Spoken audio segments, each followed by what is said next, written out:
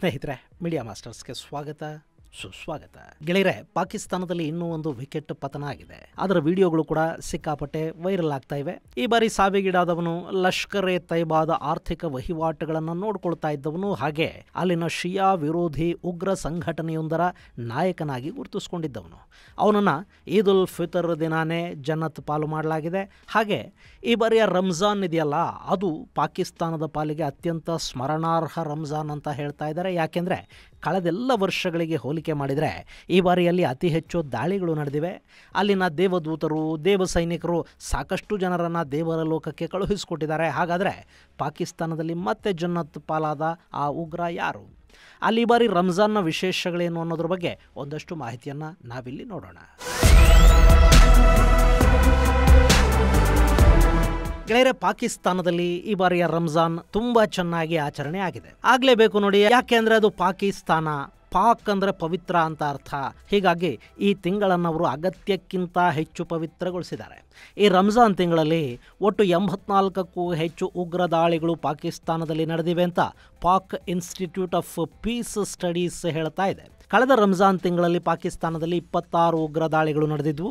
ಈ ಬಾರಿ ಅದರ ಸಂಖ್ಯೆ 84ಕ್ಕೆ ಏರಿಕೆಯಾಗಿದೆ. ಅಂದರೆ ಅಲ್ಲಿ ಆ ದೇಶವನ್ನು ಪವಿತ್ರಗೊಳಿಸುವ ಕೆಲಸದಲ್ಲಿ ಭಾರಿ ಪ್ರಗತಿ ಕಾಣ್ತಾ ಇದೆ. ಅಲ್ಲಿನ ದೇವ ಸೈನಿಕರು ಈ ಹಿಂದಿಗಿಂತಲೂ ಹೆಚ್ಚು ಆಕ್ಟಿವ್ ಆಗಿ ಬದ್ಧತೆಯಿಂದ ಅಲ್ಲಿ ಕೆಲಸ ಮಾಡ್ತಾ ಇದ್ದಾರೆ. ಪಾಕಿಸ್ತಾನವನ್ನು ಪಾಕ್ ಮಾಡೋ ಕೆಲಸ ಅಲ್ಲಿ ಶ್ರದ್ಧೆಯಿಂದ ನಡೀತಾ ಇದೆ. ಇನ್ನು ಈ ಬಾರಿ TTP ಅಂದರೆ ತೆಹ್ರಿಕ್ ತಾಲಿಬಾನ್ ಜೊತೆ ಬಲೂಚಿಸ್ತಾನದ ಹಫೀಜ್ ಗುಲ್ ಬಹದ್ದೂರ್ ಪಡೆಗಳು ಕೂಡ ಅತಿ ಹೆಚ್ಚು ಅಗ್ರೆಸಿವ್ ಆಗಿ ಅಲ್ಲಿ ದಾಳಿ ಮಾಡ್ತಾ ಇವೆ. ಈ ಹಫೀಜ್ ಗುಲ್ ಬಹದ್ದೂರ್ ಪಡೆ TTP ಜೊತೆ ಕಾಂಪೀಟ್ ಮಾಡ್ತಾ ಇದೆ ಮತ್ತು ಅವರಿಗಿಂತ ಹೆಚ್ಚು ಭಯಾನಕವಾಗಿ, ಹೆಚ್ಚು ಶ್ರದ್ಧಾಭಕ್ತಿಗಳಿಂದ ದಾಳಿಗಳನ್ನು ಮಾಡ್ತಾ ಇದೆ. ಇದು ಪಾಕಿಸ್ತಾನದ ಶುದ್ಧೀಕರಣಕ್ಕೆ ದೊಡ್ಡ ಕೊಡುಗೆಯನ್ನು ಕೊಡ್ತಾ ಇದೆ. ಇನ್ನು ಇದರ ಜೊತೆಗೆ ಅಲ್ಲಿ ಅಪರಿಚಿತ ಬಂದೂಕುಧಾರಿಗಳು ಕೂಡ ತಮ್ಮ ಕೈಲಾದಷ್ಟು ಸ್ವಚ್ಛತಾ ಕಾರ್ಯಕ್ಕೆ ನೆರವನ್ನು ಕೊಡ್ತಾ ಇದ್ದಾರೆ. ಮೊನ್ನೆ ಅಲ್ಲಿ ಈದ್ ಉಲ್ ಫಿತರ್ ದಿನ ಕರಾಚಿಯಲ್ಲಿ ಲಷ್ಕರ್ ಎ ತೈಬಾದ ಆರ್ಥಿಕ ವಹಿವಾಟುಗಾರ ಹಾಗೂ ಹಫೀಜ್ ಸಯೀದ್ನ ಅತ್ಯಾಪ್ತ ಅಬ್ದುಲ್ ರೆಹಮಾನ್ಗೆ ಅಪರಿಚಿತ ದೈವ ಸೈನಿಕರು ಹೂರು ಟಿಕೆಟ್ ಅನ್ನು ಹರಿದಿದ್ದಾರೆ. ಗೆಳೆಯರೆ, ಆ ವಿಡಿಯೋ ತುಂಬ ಸಿಂಪಲ್ ಆಗಿದೆ. ಕರಾಚಿಯ ಅಂಗಡಿಯೊಂದರಲ್ಲಿ ಅಬ್ದುಲ್ ರೆಹಮಾನ್ ನಿಂತಿದ್ದಾನೆ. ನೀರಿನ ಕ್ಯಾನ್ ಒಂದು ಅವನ ಮುಂದಿದೆ. ಅದನ್ನೇನೋ ಬಗ್ಗಿ ನೋಡ್ತಾ ಇರ್ತಾನೆ. ಅಲ್ಲಿ ಅವನ ತಂದೆ ಗುಲ್ ರೆಹಮಾನ್ ಅನ್ನೋನು ಕೂಡ ಕುರ್ಚಿಯೊಂದರ ಮೇಲೆ ಕೂತಿದ್ದ. ಅದೇ ಸಮಯಕ್ಕೆ ಇಬ್ಬರು ಅಪರಿಚಿತರು ಬೈಕಲ್ಲಿ ಬರ್ತಾರೆ. ಅವ್ರ ಪೈಕಿ ಒಬ್ಬ ಬೈಕಿಂದ ಕೆಳಗಿಳಿತಾನೆ. ಸಿಂಪಲ್ ಆಗಿ 2 ಬಾರಿ ಟಪ್ ಟಪ್ ಅಂತ ಈ ರೆಹಮಾನ್ ಮೇಲೆ ಗುಂಡು ಹಾರಿಸ್ತಾನೆ. ಹಾಗೆ ಅವ್ರ ಅಪ್ಪ ಕೂತಿದ್ದ ನೋಡಿ.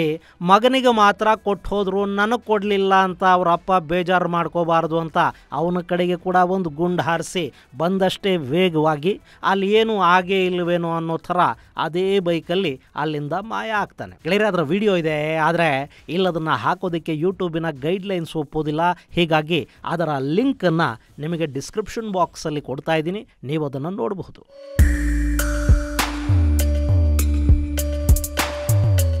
ಇನ್ನು ಈ ರೆಹಮಾನ್ನನ್ನು ತಕ್ಷಣ ಆಸ್ಪತ್ರೆಗೆ ಕರ್ಕೊಂಡು ಹೋಗೋ ಪ್ರಯತ್ನವನ್ನು ಮಾಡಿದ್ದಾರೆ. ಅದರಲ್ಲಿ ಅವರಪ್ಪ ಗುಲ್ ಬದುಕಿ ಉಳಿದಿದ್ದಾನೆ. ಆದರೆ ವಿಧಿ ಈ ರೆಹಮಾನ್ ಬಗ್ಗೆ ರೆಹಮ್ಮನ್ನು ತೋರಿಸಿಲ್ಲ.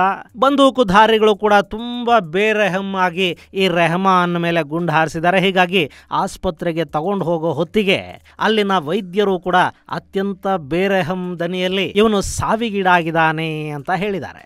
ಇನ್ನು ಈ ರೆಹಮಾನ್ ಯಾರು ಮತ್ತು ಅವನ ಹೂರು ಯಾತ್ರೆಯ ಹಿಂದಿನ ಕಾರಣಗಳೇನು? ಗೆಳೆಯರೆ, ರೆಹಮಾನ್ ಲಷ್ಕರಲ್ಲಿ ತುಂಬ ಆಕ್ಟಿವ್ ಆಗಿದ್ದ. ಅಂದರೆ ಅದಕ್ಕೆ ಬೇಕಾದ ಹಣಕಾಸಿನ ವ್ಯವಸ್ಥೆಗಳನ್ನು ಇವನು ಮಾಡ್ತಾ ಇದ್ದ. ಮನಿ ಲಾಂಡ್ರಿಂಗ್ನ ಕಿಂಗ್ ಪಿನ್ ಅನ್ನಿಸ್ಕೊಂಡಿದ್ದ. ಹಾಗೆ ಅವನಲ್ಲಿನ ರಾಜಕೀಯ ಸಂಘಟನೆ ಅಹಲ್ ಎ ಸುನತ್ವಾಲಾ ಜಮಾತ್ನ ಸ್ಥಳೀಯ ಮುಖಂಡ ಕೂಡ ಆಗಿದ್ದ. ಈ ಅಹಲ್ ಎ ಸುನತ್ವಾಲಾ ಜಮಾತ್ ಅನ್ನೋದು ಸಿಫಾ ಇ ಶಹಬಾ ಪಾಕಿಸ್ತಾನ್ ಅನ್ನೋ ಸಂಘಟನೆಯಿಂದ ಕತ್ತರಿಸಿಕೊಂಡು ಹೊರಬಂದು ಹುಟ್ಟುಕೊಂಡ ಸಂಘಟನೆ. 1996ರಲ್ಲಿ ಇದರ ಸ್ಥಾಪನೆ ಆಗುತ್ತೆ. ಇನ್ನು ಸಿಫಾ ಇ ಸಾಹೆಬಾ ಪಾಕಿಸ್ತಾನ್ ಅನ್ನೋದು ಅಲ್ಲಿನ ಸುನ್ನಿ ದಿಯೋಬಂದ್ ಮುಸ್ಲಿಂ ಸಂಘಟನೆ. ಇದು 1985ರಲ್ಲಿ ಜಮಾತ್ ಉಲೆಮಾ ಇ ಇಸ್ಲಾಂದಿಂದ ಕತ್ತರಿಸಿಕೊಂಡು ಹೊರಬರುತ್ತೆ.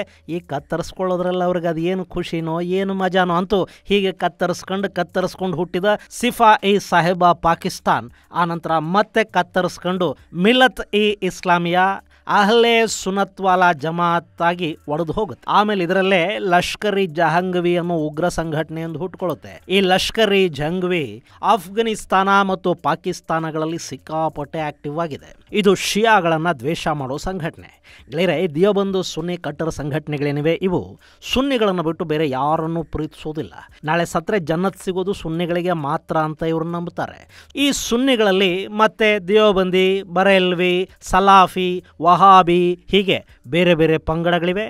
ಆ ಪಂಗಡಗಳಲ್ಲಿ ಮತ್ತಷ್ಟು ಉಪ ಪಂಗಡಗಳೂ ಬರುತ್ತವೆ. ಇವರೆಲ್ಲ ಕೂಡ ಅವರಿಗವರೇ ಶ್ರೇಷ್ಠರು ಅಂತ ನಂಬುತ್ತಾರೆ. ಪಾಕಿಸ್ತಾನ, ಆಫ್ಘನಿಸ್ತಾನ, ಬಾಂಗ್ಲಾದೇಶ, ಸಿರಿಯಾ ಮುಂತಾದ ಇಸ್ಲಾಮಿಕ್ ದೇಶಗಳಿವೆ ನೋಡಿ. ಅಲ್ಲಿ ಜನಾಂಗೀಯ ಮತ್ತು ಪಂಥಗಳ ದ್ವೇಷ ಎಷ್ಟಿದೆ ಅಂದರೆ ಪರಸ್ಪರ ಮಸೀದಿಗಳ ಒಳಗೆ ಬಾಂಬುಗಳನ್ನು ಇಟ್ಕೋತಾರೆ, ಒಬ್ಬರನ್ನೊಬ್ಬರು ಕೊಂದು ಹಾಕೋತಾರೆ.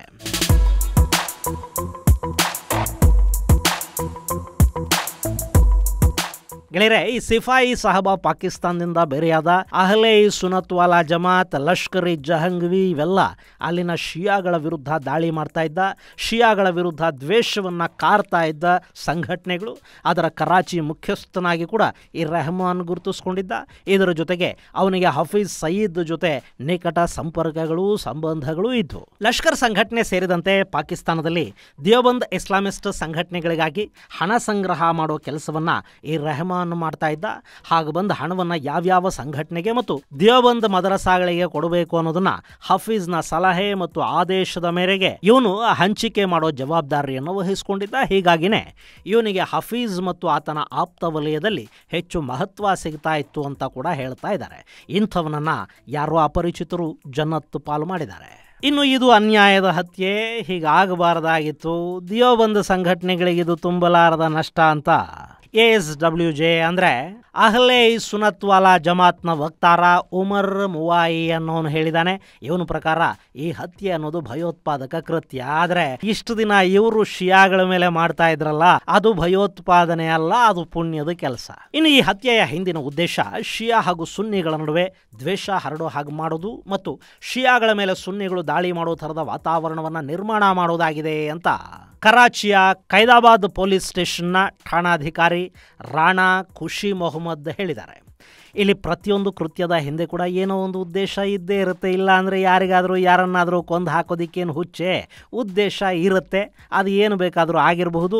ಆದರೆ ಲಷ್ಕರ್ ಎ ತೈಬಾ ಇದೆ ನೋಡಿ, ಅದಕ್ಕೆ ಮಾತ್ರ ಈ ರೆಹಮಾನನ ಜನತ್ ಯಾತ್ರೆಯಿಂದ ದೊಡ್ಡ ನಷ್ಟ ಅಂತೂ ಉಂಟಾಗಿದೆ. ಆದರೆ ಪಾಕಿಸ್ತಾನ ಒಂದಷ್ಟರ ಮಟ್ಟಿಗೆ ಕ್ಲೀನ್ ಆಗ್ತಾ ಇದೆ. ಒಂದಷ್ಟು ಶಿಯಾಗಳು ಇವನ ಅಂತ್ಯದ ಸುದ್ದಿ ಕೇಳಿ ನಿಟ್ಟುಸಿರು ಬಿಟ್ಟಿರಬಹುದು, ಅಥವಾ ಈ ಸಾವೆಲ್ಲಿ ತಮ್ಮ ಸಾವಿಗೆ ಬರುತ್ತೋ ಅಂತ ಕಂಗೆಟ್ಟಿರಲೂಬಹುದು. ಒಂದು ಕಡೆ ಉಗ್ರವಾದದ ನೆರಳಲ್ಲಿ ಪಾಕಿಸ್ತಾನಕ್ಕೆ ಈಗ ಶಿಯಾ ಸುನ್ನಿ ಗಲಭೆಗಳು ಹಬ್ಬುವ ಸಾಧ್ಯತೆಗಳು ಕೂಡ ಕಾಣ್ತಾ ಇವೆ. ಶುದ್ಧೀಕರಣದ ಕಾರ್ಯದಲ್ಲಿ ಇವೆಲ್ಲ ಆಗಲೇಬೇಕು. ಇಲ್ಲದೇ ಇದ್ರೆ ಆ ನಪಾಕ್ ಜನ ಇರೋ ನೆಲ ಪಾಕ್ ಆಗೋದಿಕ್ಕೆ ಹೇಗೆ ಸಾಧ್ಯ ಅಲ್ವೇ?